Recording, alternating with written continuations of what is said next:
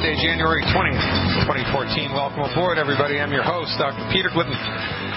We'll be sharing the next 2 hours with you, rolling back the curtain on the unbelievable malfeasance, idiocy, monopolistic mayhem inherent in conventional medical treatment all around the world, and advising people about science-based, clinically verified alternatives to drugs and surgery as developed and delivered by the naturopathic medical profession, naturopathic medical doctors, homeopathic medical doctors, Ayurvedic medical practitioners, traditional Chinese medical practitioners, herbalists, etc., all around the world, because we live in a monopolistic medical maelstrom of malevolency. So I don't know if you're a football fan. Even if you're not, you were probably caught up in watching one of the games this weekend. I couldn't help to notice the presence of Boomer Esiason. Boomer Esiason, an ex-National Football League great. Boomer Esiason's son was born with none other than cystic fibrosis. And because Boomer Esiason believes his MD, because Boomer Esiason has taken a deep draft of the Kool-Aid called conventional medicine, Boomer Esiason developed a nonprofit charity, an organization, and has raised, are you sitting down? And has raised over $100 million. $100 million. That's a lot of Benjamins. What for? You may ask. Inquiring minds want to know. To research, to fund continuing research, to develop a cure for cystic fibrosis. You've got to be kidding me. This is exactly what I'm talking about when I'm talking about monopolistic medical society that's just out of control. In the 1970s, Dr. Joel Wallach, while working at Yerkes Primate Research Center at Emory University in Atlanta, Georgia, discovered the cause and the cure for cystic fibrosis and published it. Dr. Wallach's research showed that he could turn cystic fibrosis on or off in rhesus monkeys, in laboratory monkeys, by restricting the essential mineral selenium from the diet of the pregnant female monkey. That's right. Selenium deficiencies cause genetic breakdowns, which cause, among other things, cystic fibrosis, also muscular dystrophy.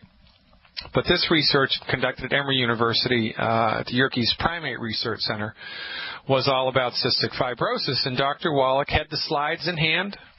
He had all of the slides of the cystic fibrosis, and he didn't tell the members of the board that it was a monkey, because before Dr. Wallach came along, it was thought that cystic fibrosis was specific to humans only.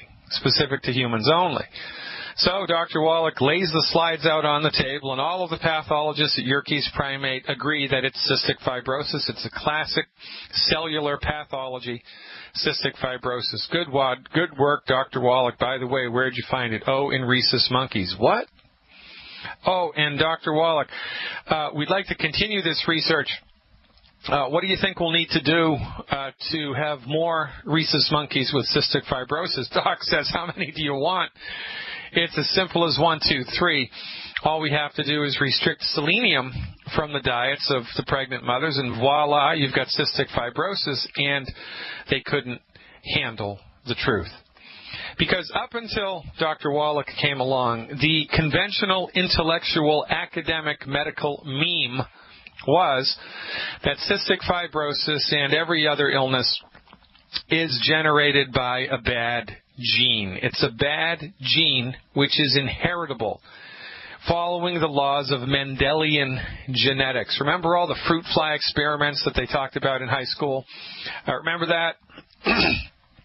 And, you know, the stuff done with flowers and daisies that had yellow leaves and daisies that had white leaves and daisies that had green centers and daisies that had yellow centers. And they mixed them all together. And following the laws of Mendelian genetics, they could predict very accurately how many hybrids, you know, of the fruit flies are going to have one green eye and one red eye, or how many hybrids of the flowers are going to have one red petal and 10 yellow petals, and so forth and so on. They could predict it because Mendelian genetics follows predetermined mathematical laws. So before Dr. Wallach came along, the conventional academic thought meme was that cystic fibrosis is caused by a gene, which is inheritable. You're born with it. You've got it. God only knows where it came from. God only knows where it started. You know, Adam must have eaten a bad apple on the second Thursday of every month and, you know, developed some bad genetic material that then was just handed down through centuries and centuries. I don't know. How stupid does that sound? But nonetheless, it was all about Mendelian genetics, and it was an inheritable disorder. And now Dr. Wallach comes along and says, no. It's not a gene. It's a damaged chromosome. It's not a gene. It's a damaged chromosome. You can't inherit it. It's something that happens because of stress to the mother's body. In this case, nutritional stress, not enough selenium. This notion that, number one, cystic fibrosis could happen across species lines in animals, and number two, that it wasn't genetic, that it was caused by a damaged chromosome, which was caused by what? Selenium. What the hell is selenium? You're telling me it's all nutritional? What? The medical community could not handle thinking that far outside of the box. And so what did they do? When they were presented in the 1970s, the mid-1970s, with the cause and the cure for cystic fibrosis, they fired Dr. Wallach, and they blackballed his research. Same thing they did to Dr. Semmelweis years and years ago. Dr. Semmelweis, of course, was the MD who suggested that obstetricians who delivered babies should wash their hands before childbirth, and in so doing, eliminate childbed fever. This was before Louis Pasteur, before anybody knew about what even a germ was, a concept of something so small that you couldn't see it with a naked eye, being able to cause disease. What is that? That's heresy. So, of course, they blackballed Dr. Semmelweis. They embarrassed Dr. Semmelweis. They, kicked him out of the medical societies, and he lived in poverty, and I think finally committed suicide because he just couldn't handle it anymore. And then, 300 years later, everybody says, oh, of course we have to wash our hands because now we know it's all about the germ theory. Well, they did the same thing to Galileo. Galileo comes along and says, oh, no, it's not the Earth that's at the center of the solar system, it's the sun. And the Pope says, Galileo, you're a nut. Can't you see it's the sun that moves around the Earth? The sun rises in the east and sets in the west. You're a fool. We're going to put you in jail until you recant. This is what happens in scientific circles when new ideas come to town. And because it's a medical monopoly, and because the pharmaceutical industry drives everything having to do with medicine in the world forward, do you think they really want to find a cure for cystic fibrosis? I mean, $100 million. Do you think the universities around the world want to give up their $5 million endowment? Do you think that from the Boomer Esiason Foundation, by discovering the cure for cystic fibrosis, do you think they want to do that? The money's going to dry up. It's going to be all over. And they're going to have to start from scratch on something new.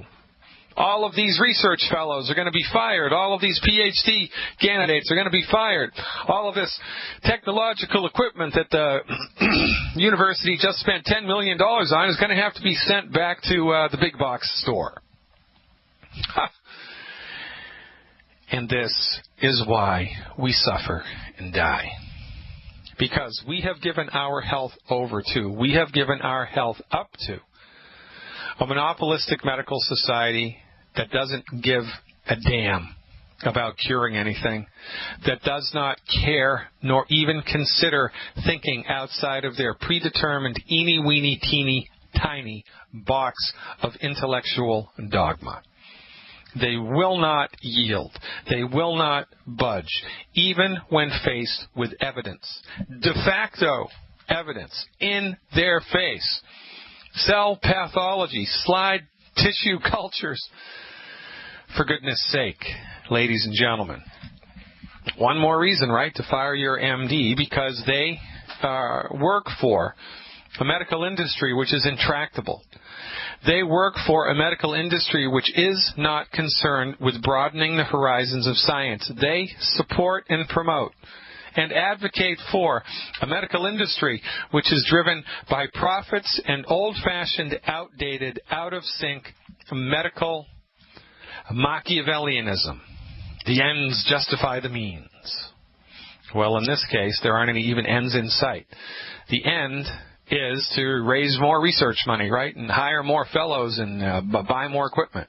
But heaven forbid we think outside of the box and end human suffering. No, we can't do that. And by the way, all those guys who aren't MDs, they're all quacks.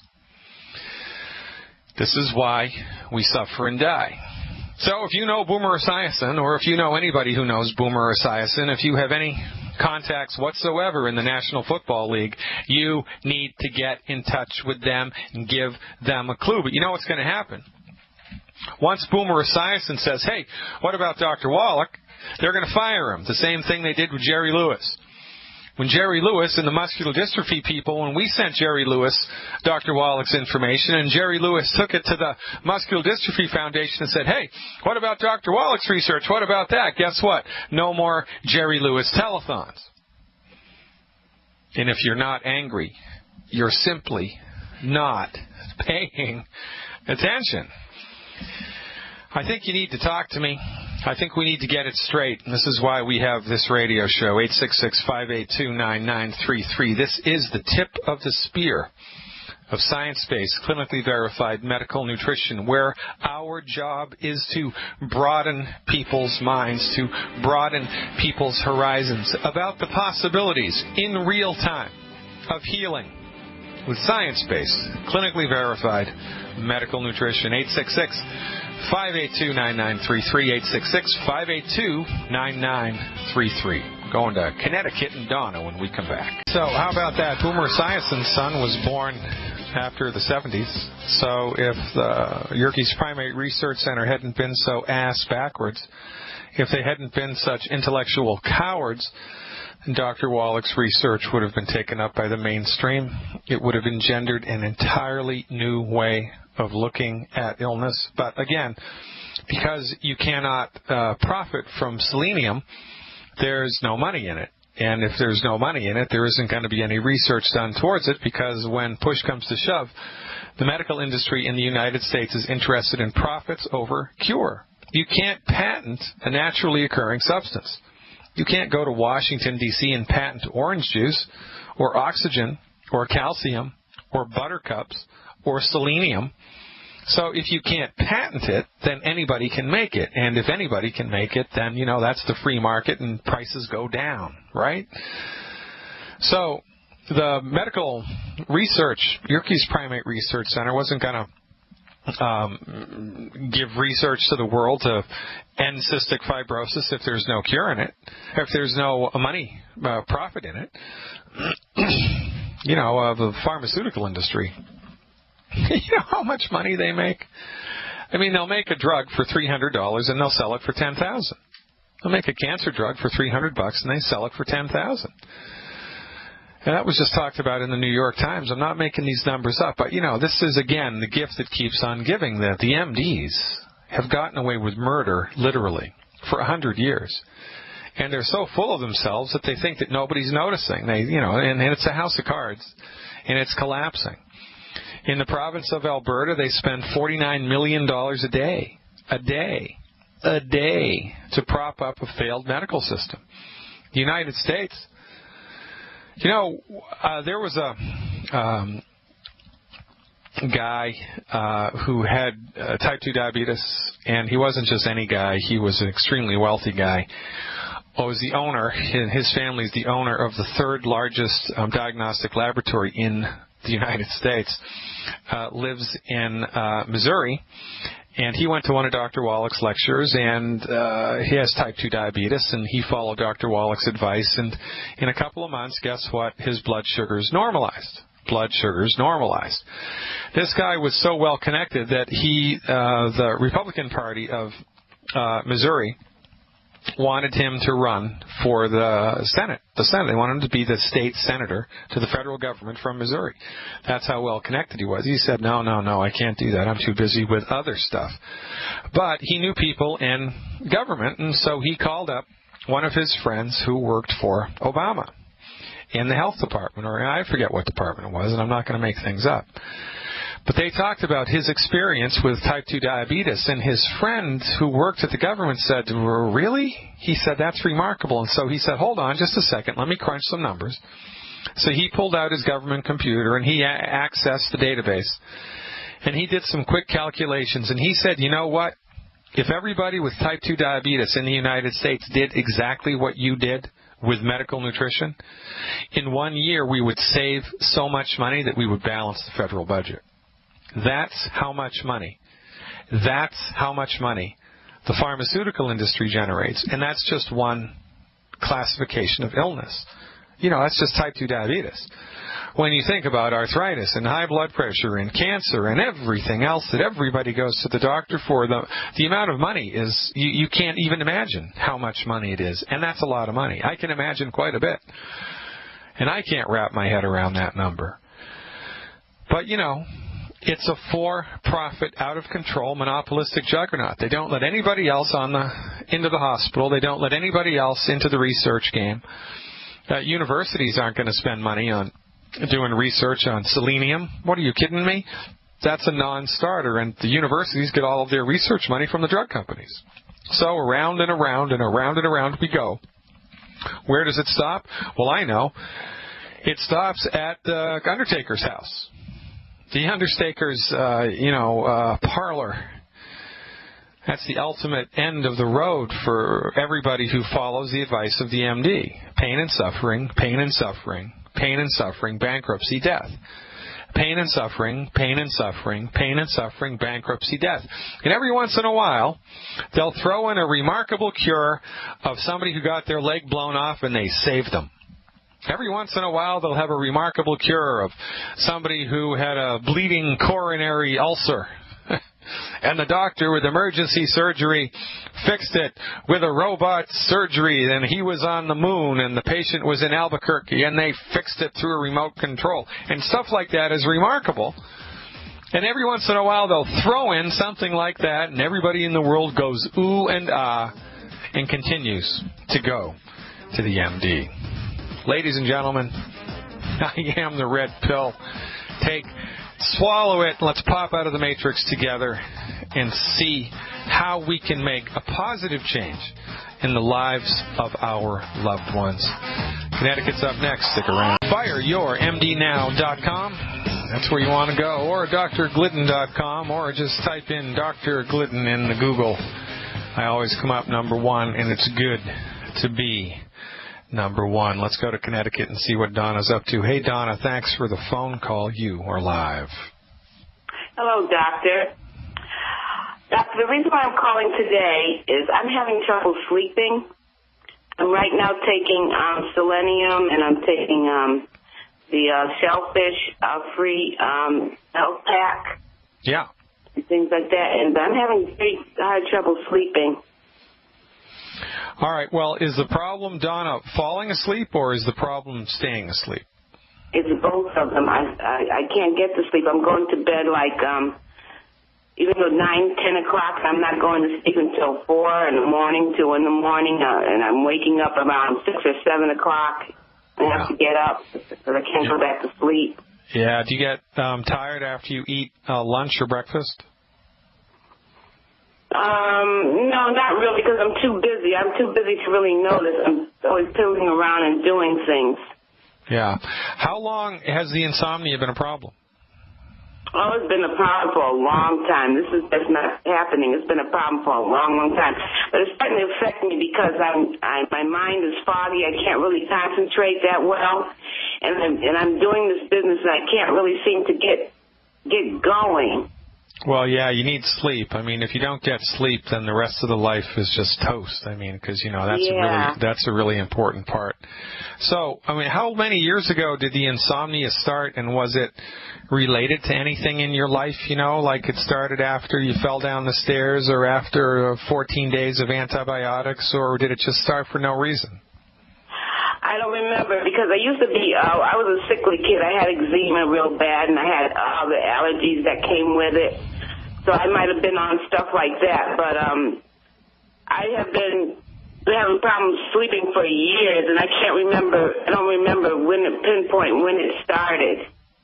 But it seems to be getting worse. Yeah, okay. So what's your current body weight? 245. And how tall are you? 5'3.5". Okay, so you need to lose about, what do you think, 100 pounds? Yeah, 120 pounds. Yeah, about 120. Yeah, have you ever done that? I started gaining weight when I had when my mother passed away and I had my hysterectomy. That's when I started gaining weight. Yeah, but have you ever, joined Jenny Craig or Weight Watchers and lost 50, 60, 70 pounds? Yeah, I joined Jenny Craig and I lost 25 pounds. I joined Weight Watchers. I lost, but I gained it back. It's just a cycle. I'm on the products now. I have lost a few pounds. And I'm on with longevity. And have you eliminated the 10 bad foods? Yes, I have. All right, very good. So here's what I want you to try as an experiment for 7 days, okay? Mm-hmm. Immediately before you go, are you okay with orange juice? Does your body tolerate orange juice? I have the acid reflux on, but I can water it down, though. All right, so you have acid reflux, right? Yes. Yeah, okay, all right. So I know exactly what to do. How about pineapple juice? Are you okay with pineapple juice? Oh, yes, pineapple juice, yes. All right, good. So before bed, for the next 5 days in a row, it's Monday, Tuesday, Wednesday, Thursday, Friday. Well, let's do it for 7 days in a row, and then you can call me back next Monday and tell me what happened.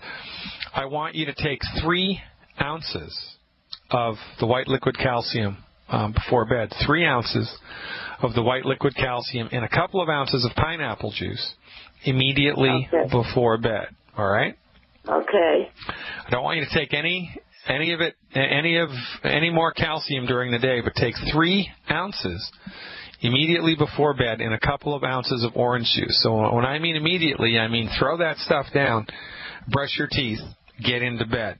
Now, when you're in bed, here's what I want you to do. I want you to lie down in a comfortable position, and for, about 5 minutes, I want you to consciously control your breathing so that your inhalation is twice as long as your exhalation. I want your inhalation to be twice as long as your exhalation. So, just lie there and breathe in, and you got to count mentally. So if you breathe in for a count of 4, I want you to exhale for a count of 2. And then breathe in however many counts it is, and then exhale for half that. And I want you to force your breath to do this for 5 minutes. I want the inhalation to be twice as long as the exhalation. After you do 3 ounces of the white liquid calcium and a little bit of pineapple juice, do that every night for 7 nights in a row. Call me back on Monday and tell me what happened. Now, during the day, of course, I want you to take the rest of the nutrients, right? Take the Beyond Tangy, take the essential fatty acids, take everything else. But we're going to start with really going overboard with the white liquid calcium here and the little breathing technique to see if we can't give you a little leverage into the land of Nod. Does that sound like a plan? Okay, good. Thank you very much. All right. You're welcome. Well, you can thank me after it works. We have to, usually, the main cause of not being able to fall asleep is a calcium and a magnesium deficiency. The main cause of heartburn is a calcium deficiency, so I know you have a calcium deficiency. So I can't guarantee anything, but if I was a betting man, I'd bet. Since I've been taking the products, my acid reflux isn't as bad as it was before. That used to keep me up, and I'd have to get up and take some baking soda and water. But since I've been on the products, I haven't had that constantly like that. Every once in a while, but not like it was before. It's cut down dramatically. Well, there's one more thing you can do to kind of make that go away 100%. If you're not already doing it, you need to start salting your food liberally. Oh, yeah, I do that, yeah. All right, good. So you need more calcium. So we're going to up the ante for 7 days in a row, see what happens. Now, I'm going to bet you that the heartburn is going to go away completely. And then you're going to slowly start falling to sleep, and you're going to wake up one night, you'll have slept through the night, and it'll be like a flippin' miracle. Oh, okay. I can't wait. All right, Donna, call me back in 7 days with a report. I will look forward to it. Thank you so much for the call. From Connecticut to Arizona, let's see what Alfonso is up to. Hey, Alfonso, thanks for the phone call. You are live. Hello. Hello, Alfonso. What's up? How are you? I am great, but I'll get better. Oh, that's the best. Hey, I need your help. Everybody needs my help, Alfonso, but only a certain amount of people know it, and I'm glad you're one of them. What can I do? Okay, I've been drinking the whole packet for 3 months. Good man. And I've been feeling better, but I still have a headache sometimes. All right. Now, did you have the headaches before you started taking the stuff, or did you get the headaches after you started taking it? Before. This thing happens almost for 20 years, Oh, you've had headaches for 20 years, and so you want to know what you can do to try to help your body get over the headaches? Yes. Okay. How much do you weigh? 180. 180. All right. What part of your head do you feel the headaches in? On the top. And when you feel the headache, is it a slow and steady pain, or is it throbbing like a hammer? No, it's slow. But slow, but constant. It stays there, but it's slow. Bothers me for sometimes a couple hours. All right. And does the pain feel like your head is going to explode like a balloon, or does it feel like someone's squeezing a vice in your head? What's it feel like? Like a balloon when it's closed, but if my wife and I, we force, like the head front with the back, I feel better. Ah, okay, very good. All right. Now, how do you feel about eggs or fish as a food? Eggs or fish? How do you feel about those foods? I feel okay. I don't have any problem. Ooh, I don't have any problem. Okay. All right. So, how much of the white liquid calcium are you taking every day? Only 1 cup. Okay. All right. All right. So here's what I want you to do for 7 days in a row, just like the woman from Connecticut, but I want you to do it differently. Okay. For 7 days in a row, I want you to do 1 ounce of the white liquid calcium. Okay. In 2 or 3 ounces of orange juice or pineapple juice, I don't care which one. Okay. 3 times a day. 3 times a day. I wanted her to do them all 3 ounces right before bed, but I want you to take 1 ounce 3 times a day. 1 ounce of the white liquid. Measure it so you make sure it's an ounce. 1 ounce 3 times a day in a little bit of orange juice or pineapple juice. How many essential fatty acids are you taking? 3 a day. All right. So take 9 a day for 7 days. All right. So take 9 of the EFAs and 3 ounces of the calcium every day for 7 days. Call me back next Monday with a report and tell me what happened. Okay. All right. I think you're going to love how you feel, man. Now, you just need a little bit more. And, of course, you stopped eating wheat, barley, rye, oats, and the other 10 bad foods, right? Yes, I learned about the 10 bad foods. Okay, great. So, corn tortillas, no problem. Regular flour tortillas, big problem, right? Yeah, I know that. Okay, good. All right, so more calcium, more EFAs. Give me a call back in 7 days, and go make a difference in your world, Alfonso. I'm counting on you. Thanks for the phone call. All right, we're all over the United States today. First Connecticut, then Arizona, and now, of all places, Florida. Let's talk to Mary. Hey, Mary, thanks for the phone call. You are live. Thank you very much.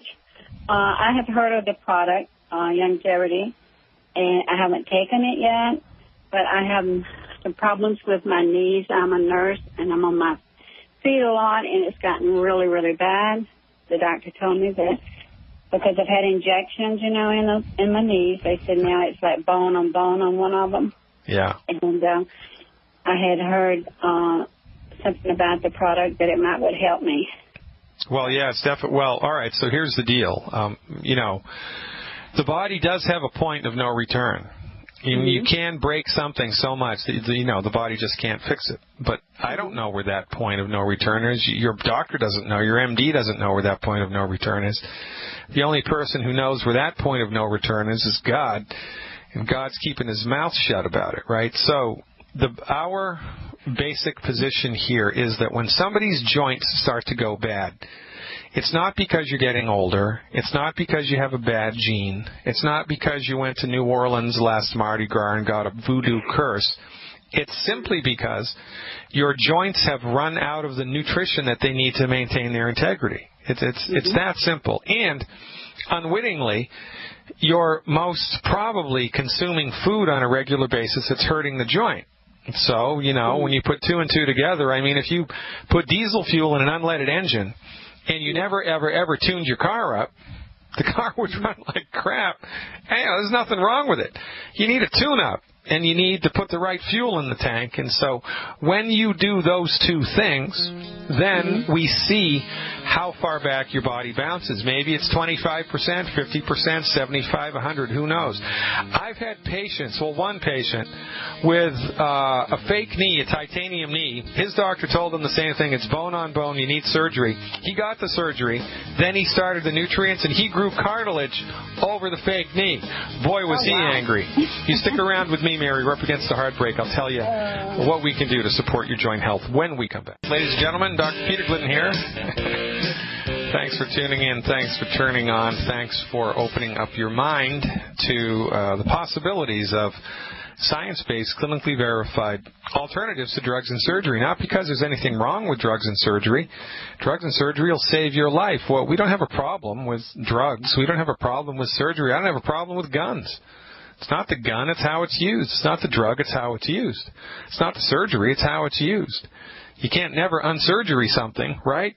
Isn't it better to try to help the body to fix it? Well, yeah, it's always better to try to help the body to fix it, for goodness sake. It's never a bad idea, unless, of course, you just got your leg blown off in Iraq and you're bleeding to death. That's an emergency surgery situation, and thank God for Novocaine. Thank God for the sterile technique. Thank God for the mattress suture, so forth and so on.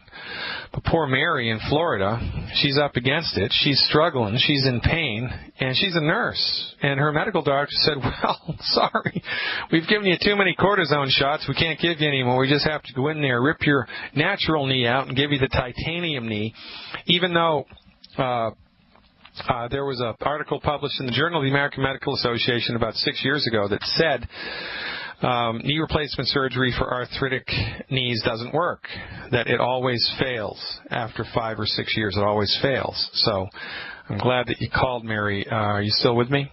Yes, I am. Thank you. All right. What's your current body weight, Mary? Around 180, because I can't get out and walk like I used to. I used to walk a lot and exercise a lot, and now I can't because of my knees. Yeah, it's crazy, isn't it? How's your sleep at night? My sleep is good. I work a lot, but my sleep is good. Do you have restless legs at all? Well, I don't know if that's what you would call it or not. I guess it is, yeah. Yeah, how about heartburn? You have a little bit of reflux or acid indigestion? No. Okay. No. All right.